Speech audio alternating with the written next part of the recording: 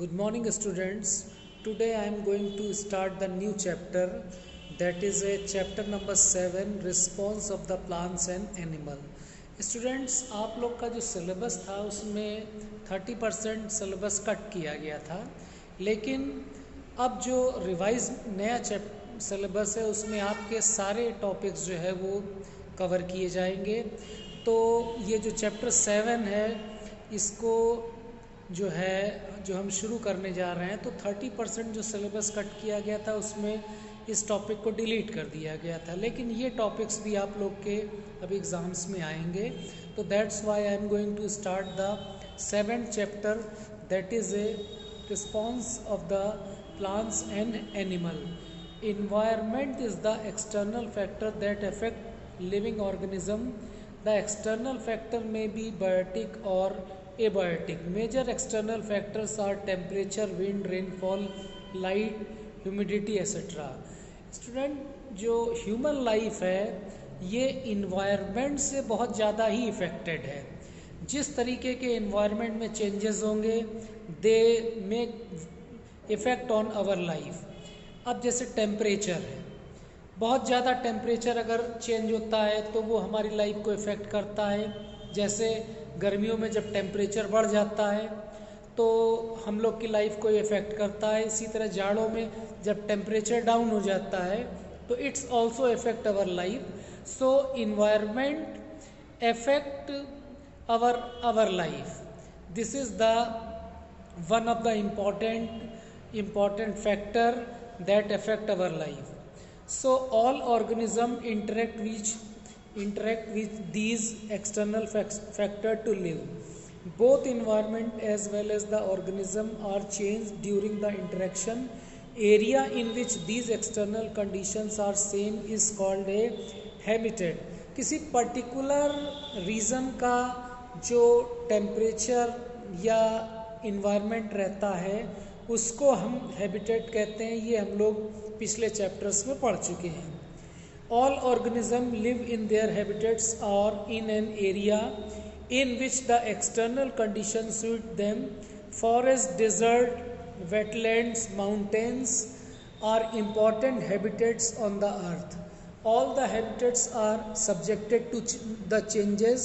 For example, change in temperature or rainfall will leads to change in the habitats. An area that is receiving annual rainfall of 150 centimeter of the rainfall may not receive similar amount of rainfall after 20 years. Means जैसे जैसे time बीतता जाता है environment भी accordingly change होता जाता है। किसी पर्टिकुलर एरिया में अगर रेनफॉल 200 सेंटीमीटर है तो ज़रूरी नहीं है 20 साल बाद भी उस एरिया में रेनफॉल जो है वो 20 सेंटीमीटर ही हो।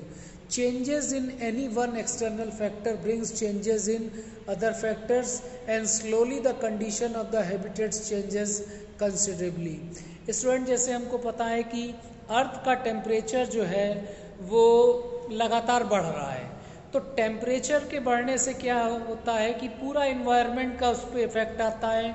हम लोग का रहन सहन, vegetation, everything goes on changing as the temperature changes. So now the student, when the condition in an habitat changes, it is very likely that the organism will also respond to that change. In fact, they have to change in order to survive. तो अब अगर environment में change हो रहा है तो animal या human being को अकॉर्डिंगली अपने को चेंज करना पड़ेगा to survive. Such changes in the organism is called adaptation. All the organism have certain adaptive characters. Amount of the change in the organism depend upon the amount of the change of the environment or external condition. It might change have taken place in the external factor, then change in the organism will also be mild and vice versa.